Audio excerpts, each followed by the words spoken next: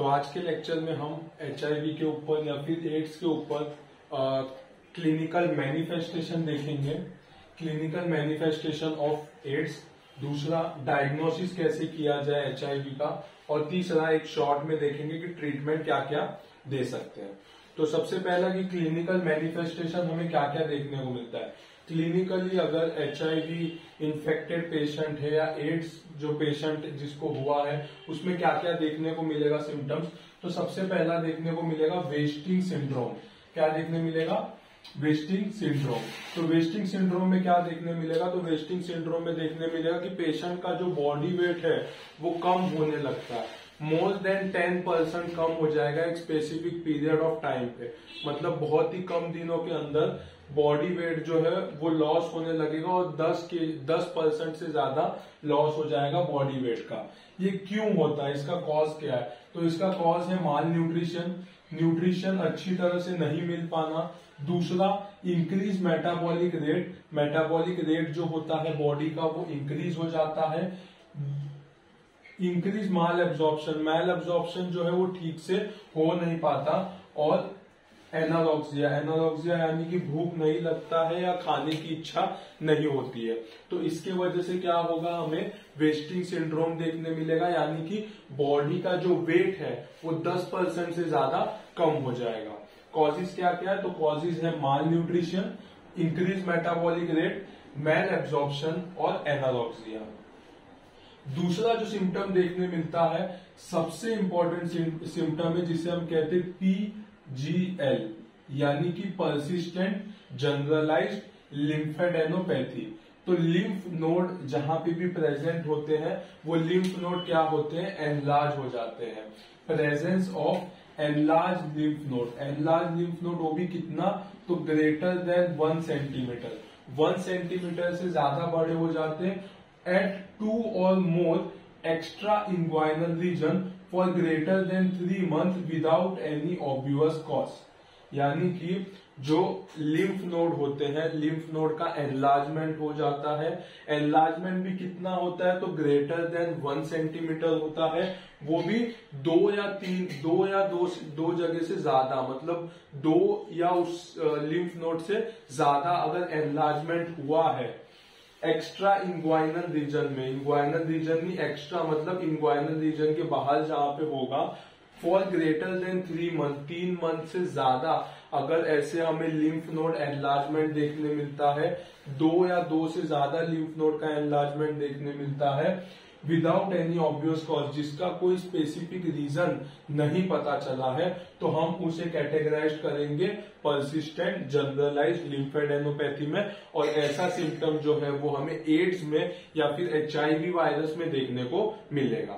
तो सबसे इंपॉर्टेंट है वो है परसिस्टेंट जनरलाइज्ड लिम्फेडेनोपैथी, यानी कि लिम्फ नोड 2 से ज्यादा लिम्फ नोड एनलार्ज हो जाना जो कि एक्स्ट्रा इंग्वाइनल रीजन में रहे, 3 मंथ से ज्यादा का टाइम पीरियड हो जाए और जिसका कोई नोन कॉज नहीं पता चला हो, तो हम उसे कहेंगे परसिस्टेंट जनरलाइज्ड लिम्फेडेनोपैथी। अगर परसिस्टेंट लिम्फेडेनोपैथी हुआ है और वो अगर एडवांस स्टेज में चले जाते हैं, कैसा?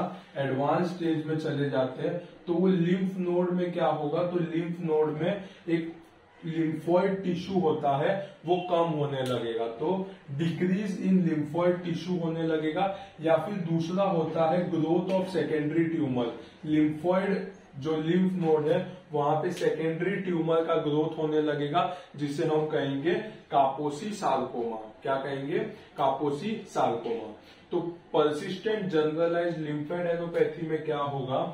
लिम्फ नोड एनलार्ज होंगे, 2 से ज्यादा लिम्फ नोड।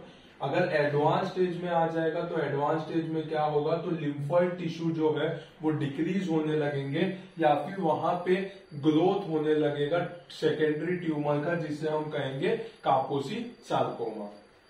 तीसरा गैस्ट्रो इंटेस्टिनल लीजन देखने को मिलेगा, गैस्ट्रो इंटेस्टिनल लीजन देखने को मिलेगा, यानी कि इसमें क्या देखने मिलेगा? तो यहाँ पे वाटरी या फिर ब्लडी डायरिया, लूज मोशंस हमें देखने को मिलेंगे जो कि एकदम पानी के जैसा होगा या जिसमें खून ज्यादा जाता होगा।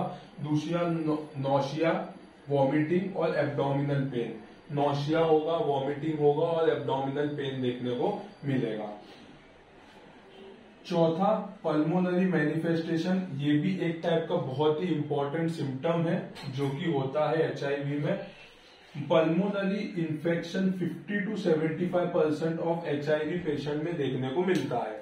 पल्मोनरी फीचर या पल्मोनरी मैनिफेस्टेशन 50 to 75% केसेस में हमें देखने को मिलता ही है, और यही है HIV में कॉम्प्लिकेशन मोस्ट प्रोबेबली पल्मोनरी का होता है या लंग्स का होता है, जिसकी वजह से पेशेंट का डेथ भी होता है। इसमें क्या क्या होता है, तो मोस्ट प्रोबेबली निमोनिया होने के चांसेस होते हैं, लंग एब्सिस होने के चांसेस होते हैं, ARDS यानी कि एक्यूट रेस्पिरेटरी डिस्ट्रेस सिंड्रोम होने के चांसेस होते हैं, उसके साथ साथ ट्यूबरक्लोसिस होने के भी काफी ज्यादा चांसेस होते हैं।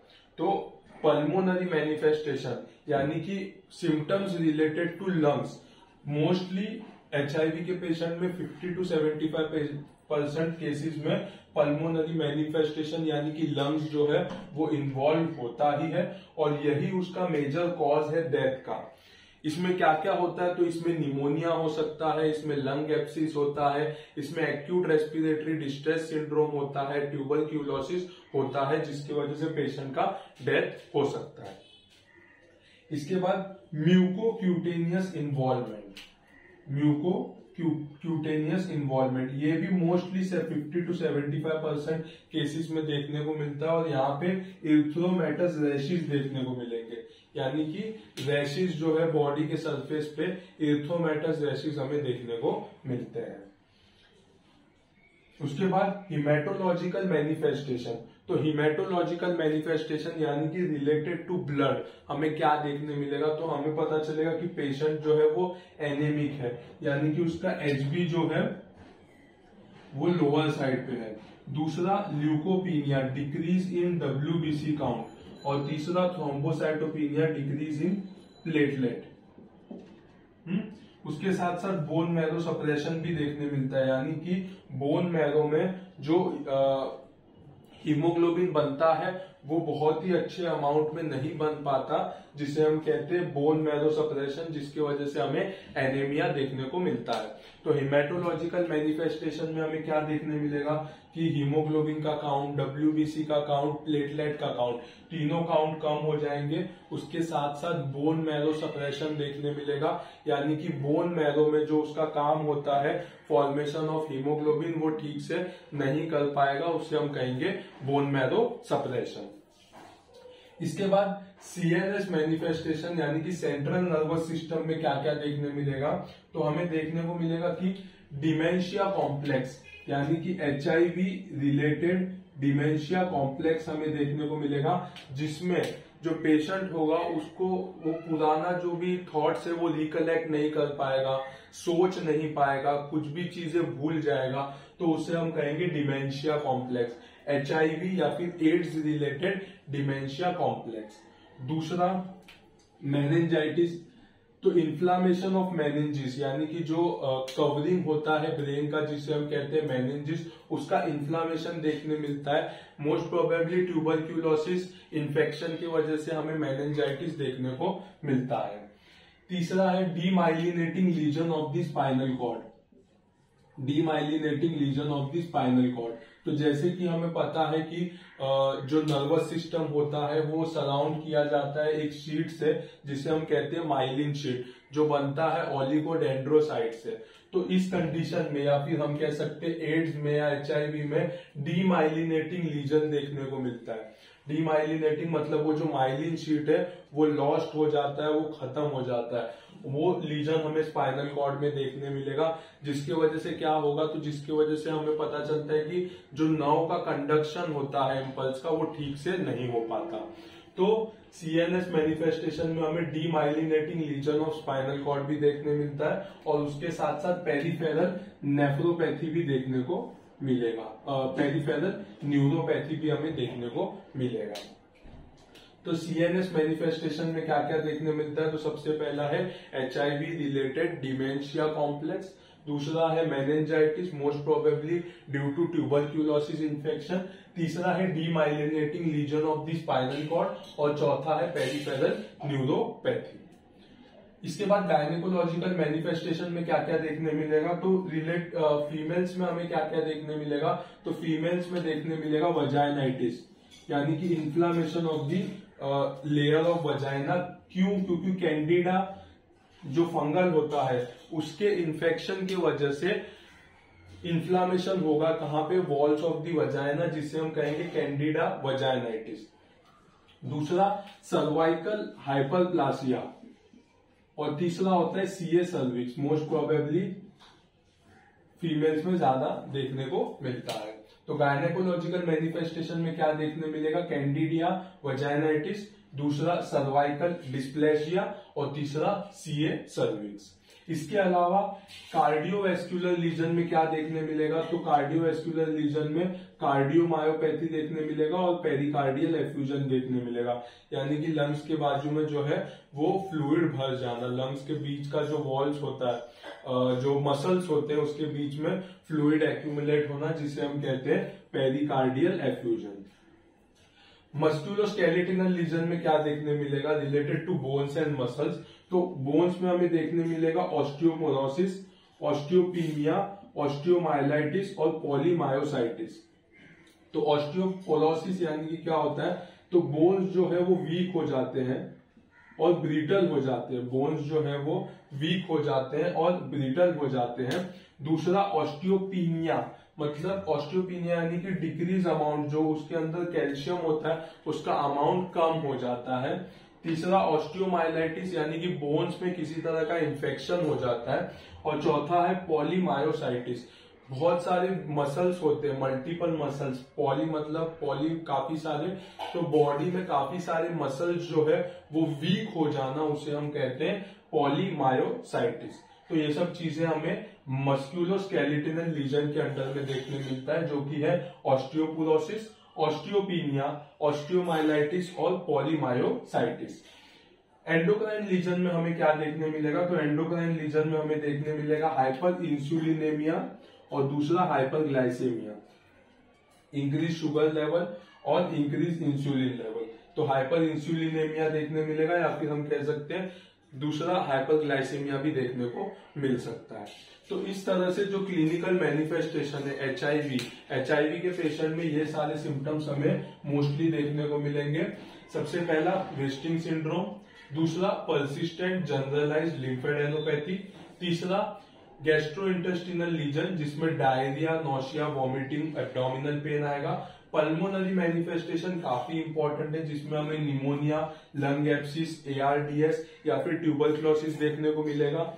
म्यूकोक्यूटेनियस इन्वॉल्वमेंट में इर्थ्रोमेटस रैशेस देखने को मिलेगा।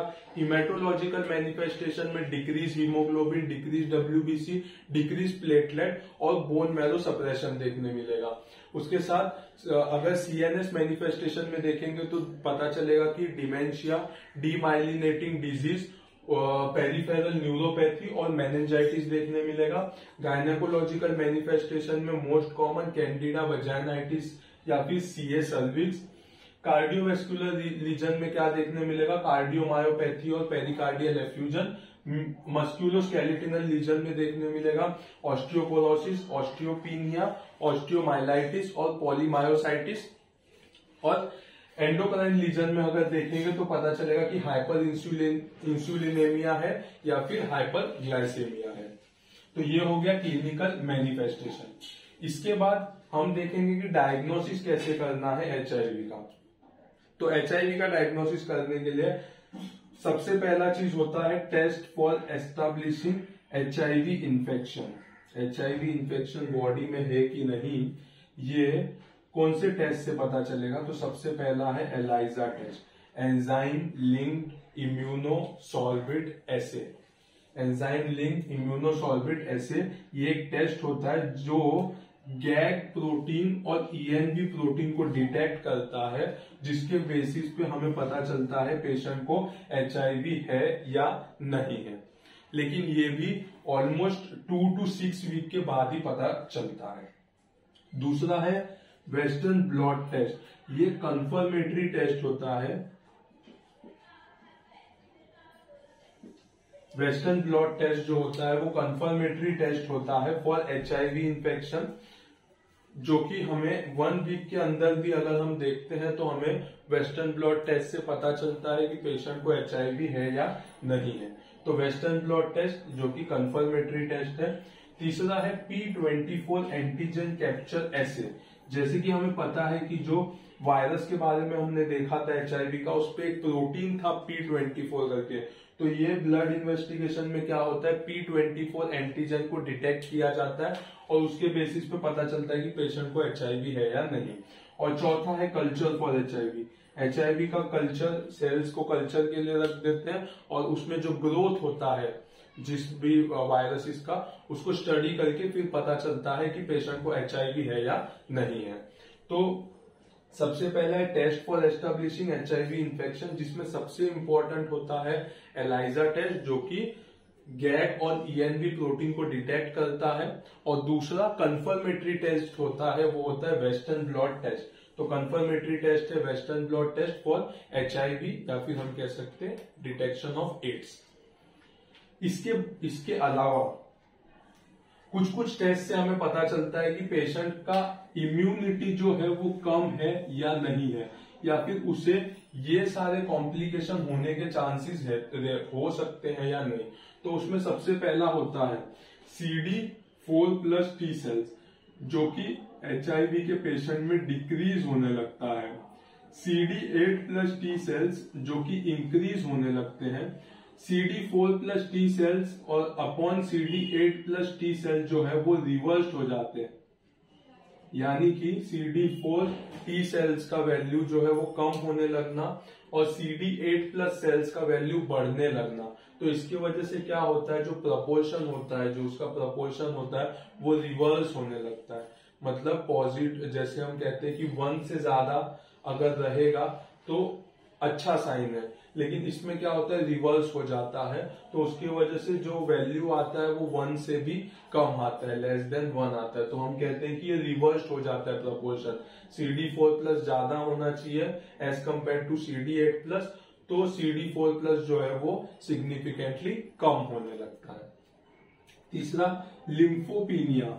लिम्फोपीनिया यानी कि लिम्फोसाइट जो होते हैं WBC में, उनका वैल्यू कम होता, और थ्रोम्बोसाइटोपिनिया यानी कि डिक्रीज इन प्लेटलेट काउंट। तो इतना सब चीज देखने मिलता है हमें।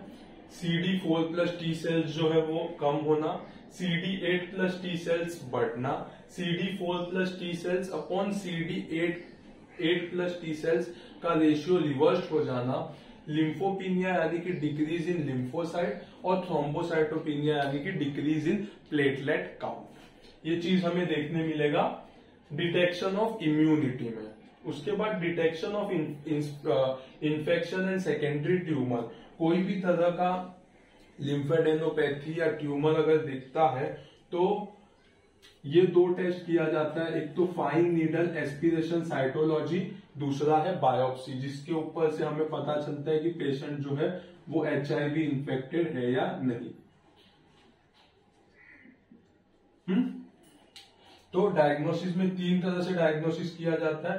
सबसे पहले HIV इन्फेक्शन है कि नहीं, दूसरा चीज इम्यूनिटी कैसा है पेशेंट का, तीसरा चीज किसी भी तरह का ट्यूमर, स्वेलिंग, लिम्फेडेनोपैथी होता है तो उसको भी डायग्नोस करना कि वो HIV की वजह से हुआ है कि नहीं।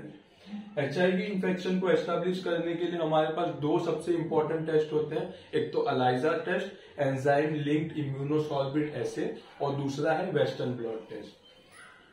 इम्यूनिटी को डिटेक्ट करने के लिए हमारे पास कुछ पैरामीटर्स हैं, जैसे CD4 T सेल्स जो कम हो जाते हैं, CD8+ T सेल्स जो बढ़ने लगते हैं, लिम्फोपीनिया यानी कि डिक्रीज इन लिम्फोसाइट काउंट, और थ्रोम्बोसाइटोपिनिया यानी कि डिक्रीज इन प्लेटलेट काउंट। इसके अलावा इन्फेक्शन या फिर ट्यूमर्स डिटेक्ट करने के लिए एक होता है FNAC, fine needle aspiration cytology, और दूसरा होता है बायोप्सी। अभी ये हो गया डायग्नोसिस के पॉइंट ऑफ व्यू से। अब हम देखेंगे कि ट्रीटमेंट क्या क्या दे सकते हैं। तो ट्रीटमेंट में हम क्या देते हैं, तो ट्रीटमेंट में सबसे पहला हम देते हैं nucleoside nucleotide reverse transcriptase inhibitor. सबसे पहला जो ड्रग है उसे हम कहते हैं NRTI, जिसे हम कहते हैं न्यूक्लियोसाइड या फिर न्यूक्लियोटाइड रिवर्स ट्रांसक्रिप्टेज इनहिबिटर। इसमें क्या किया जाता है, जो मेडिकेशंस देते हैं हम, वो क्या करता है, force the HIV virus to use faulty version of building block. जो वायरसेस होते हैं, जो वायरस को बनाते हैं, तो ये मेडिकेशंस क्या करते हैं कि उस वायरस पार्टिकल्स को हम कहते हैं गुमराह करते हैं या फिर उन्हें एक दूसरा बिल्डिंग ब्लॉक दे देते हैं, जिसकी वजह से वो स्पेसिफिकली HIV का वायरस जो है वो ठीक से नहीं बना पाते हैं। और वो ठीक से जब वायरसेस नहीं बना पाएंगे तो वो बॉडी में ज्यादा इन्फेक्ट नहीं करेगा। तो इसमें कौन कौन से ड्रग आते हैं, इसमें आता है एबिकाविर, लेमिब्यूडिन या फिर हम कह सकते हैं जिडोब्यूडिन। और भी काफी सारे ड्रग है लेकिन ये काफी ज्यादा यूज करते हैं, एबिकाविर, लेमिब्यूडिन, जिडोब्यूडिन। दूसरा है NNRTI यानी कि non nucleotide reverse transcriptase inhibitor. इसमें क्या होता है, तो इसमें जो ड्रग है वो बाइंड करते हैं स्पेसिफिक प्रोटीन से, जिसकी वजह से क्या होता है, HIV वायरस जो है वो अपना कॉपीज नहीं बना पाते। क्या करते हैं, अपना कॉपीज नहीं बना पाते। तो ये क्या करता है कि जो मेडिकेशंस रहते हैं वो क्या करते हैं, बाइंड करते हैं स्पेसिफिक प्रोटीन से HIV वायरस के ऊपर, जिसकी वजह से क्या होता है, HIV वायरस जो होता है वो अपना डुप्लीकेट कॉपी या फिर वो खुद ही HIV वायरस को नहीं बना पाता। तो इसमें कौन कौन से ड्रग आते हैं, इसमें आता है डोराविरिन, नेविरापिन और रिल्पिरिविन। क्या आता है, डोराविरिन, नेविरापिन और रिल्पिरिविन। उसके बाद थर्ड है प्रोटीएज इनहिबिटर। तो प्रोटीएज इनहिबिटर क्या होता है, तो प्रोटीएज एक टाइप का एंजाइम्स होता है। वो एंजाइम्स क्या करता है, तो वो HIV वायरस को फॉर्म करता है। तो इस ड्रग में क्या होता है, तो प्रोटीएज को इनहिबिट करते हैं, यानी कि वो प्रोटीएज जो प्रोटीन होता है उसको ब्लॉक करते हैं। ब्लॉक करने की वजह से आगे HIV का जो वायरस है वो फॉर्म नहीं हो पाता है। तो इसमें कौन कौन से ड्रग आते हैं, इसमें आते हैं इंडिनाविर, लोपिनाविर, रिटोनाविर और नेल्फिनाविर। क्या क्या आते हैं, इंडिनाविर, लोपिनाविर, रिटोनाविर और नेल्फिनाविर। तो ये 3 टाइप के मोस्ट कॉमनली हम ड्रग यूज करते हैं for the treatment of HIV। सबसे पहला है न्यूक्लियोटाइड रिवर्स ट्रांसक्रिप्टेज इनहिबिटर। दूसरा है non nucleotide reverse transcriptase inhibitor और तीसरा है प्रोटीएज इनहिबिटर। तो इस तरह से हम क्लिनिकल मैनिफेस्टेशन देख सकते हैं, डायग्नोसिस कर सकते हैं HIV का और कुछ अमाउंट में ट्रीटमेंट सजेस्ट कर सकते हैं।